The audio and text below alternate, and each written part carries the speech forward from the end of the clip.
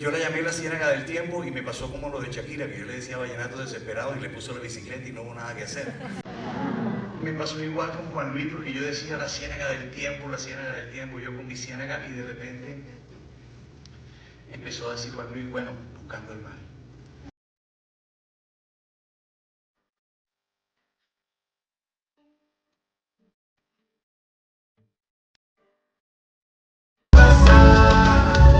Y bueno, si la música realmente ha cambiado y esos son los valores de hoy, entonces decir esto es el último día.